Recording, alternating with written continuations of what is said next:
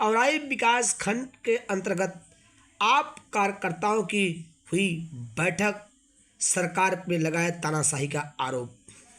औराई विकास खंड के अंतर्गत वो आप कार्यकर्ताओं की बैठक हुई। बैठक में सांसद संजय सिंह के खिलाफ कार्रवाई को फर्जी बताया। उन्होंने कहा कि सांसद संजय सिंह की लोकप्रियता से सरकार घबराई हुई है और 2024 में भाजपा चुनाव हारने जा रही है। इसी कारण अनाप शनाप लोगों को फर्जी मुकदमे में फंसा रही है। ईडी पूरी तरह से केंद्र सरकार के इशारे पर कार्य कर रहा है। इस तरह से गंभीर आरोप लगाए आप कार्यकर्ता। इस दौरान जिला अध्यक्ष अशोक यादव, राम प्रकाश मिश्र, इंजीनियर राजन सिंह, कविता राय, राम प्रकाश मिश्रा, जटाशंकर मिश्र, केडी मिश्र याद आप कार्यकर्ता बड़ी संख्या में उपस्थित रहे। जोड़ेंगे हम सीधे आपके वक्ताओं से, वो बताएंगे क्या है आरोप, क्या है मामला।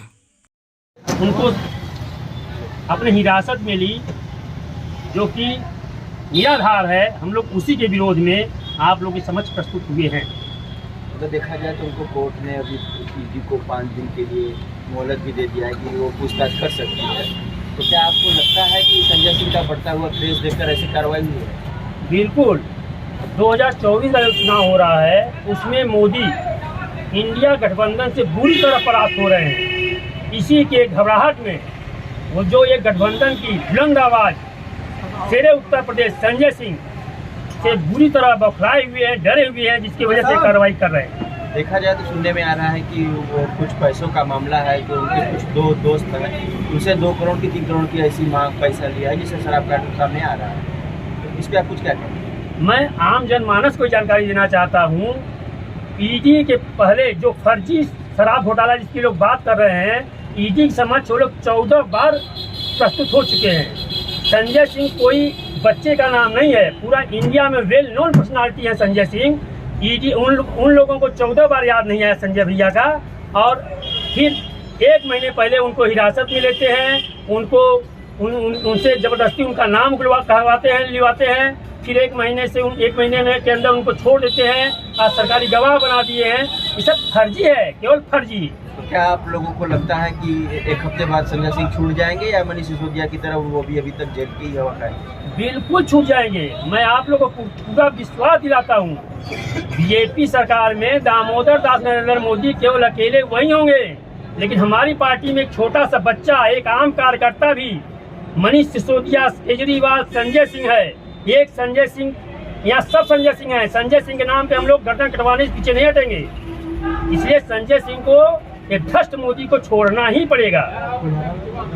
आगामी 2024 चुनाव को लेकर क्या कहना चाहेंगे? आम आदमी पार्टी किस रूप में आ रही है यूपी में?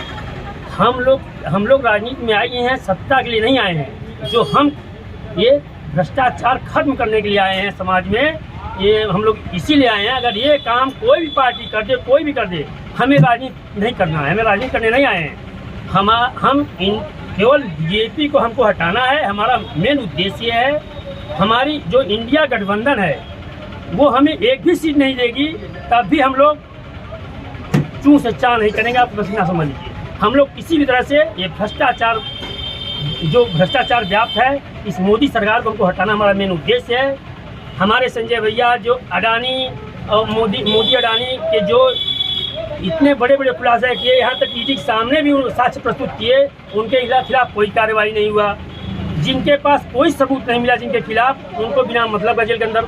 मैं आप लोग मीडिया वाले, मैं आप लोग से पूछ रहा हूँ, बताइए, मनीष सिसोदिया जी इतने दिन सदन दिन से अंदर है, मनीष सिसोदिया जी इतने दिन से अंदर हैं, बताइए उनके खिलाफ कौन सा साक्ष्य लोग प्रस्तुत कर पाए? वो कौन से जुर्म में अंदर हैं? बताइए, है किसी को जानकारी? तो आप राजा हैं, आप तानाशाह हैं, आप हिटलर हैं, जबरदस्ती किसी को अंदर कर देंगे? बस यही चल रहा है।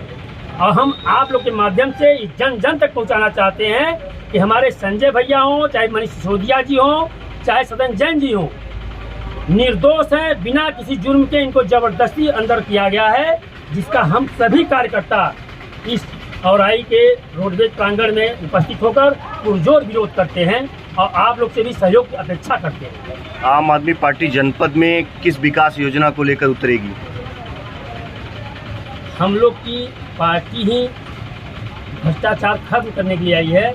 बस यही समझ लीजिए, जो विधायक, सांसद, मंत्री को जो सुविधाएं मिलती हैं वो सारी सुविधाएं हम लोग आम आदमी को दिलवाना चाहते हैं। फ्री शिक्षा, अच्छी शिक्षा, निःशुल्क पूरी स्वास्थ्य व्यवस्था जो है, कोई भी किसी भी गरीब परिवार के घर में कोई अनहोनी न हो, इसके लिए हम लोग चाहते हैं कि पूरी यहाँ जो स्वास्थ्य व्यवस्था है, इलाज से लेके, दवा से लेके, जांच से लेके एकदम निःशुल्क होना चाहिए।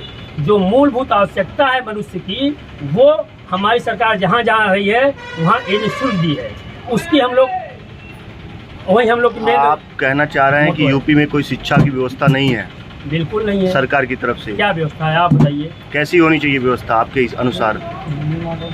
आज हम लोग यूपी के रहने वाले हैं, जो भी अपने आप को ठीक ठाक समझता है उसके बच्चे प्राइवेट कॉन्वेंट स्कूल में पढ़ते हैं कि नहीं पढ़ते हैं? आप ईमानदारी बताइए, पढ़ते हैं ना?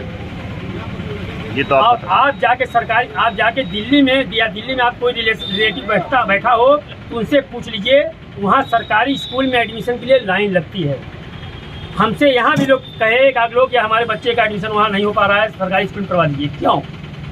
क्योंकि हम लोग के यहाँ जो सरकारी स्कूल में पढ़ाई होती है कॉन्वेंट से अच्छी होती है। हम लोग उस परिवर्तन को लाना चाह रहे हैं।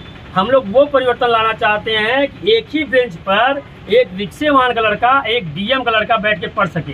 वो इसलिए पढ़ लेगा कि सबसे अच्छी शिक्षा जो मिलती है वो सरकारी स्कूल मिलती है और वो निःशुल्क होता है, इसलिए रिक्शेवान का लड़का बैठ के पढ़ता है। अच्छी शिक्षा के लिए डीएम का लड़का जाएगा, निःशुल्क शिक्षा है इसलिए रिक्शेवान का भी लड़का जाएगा।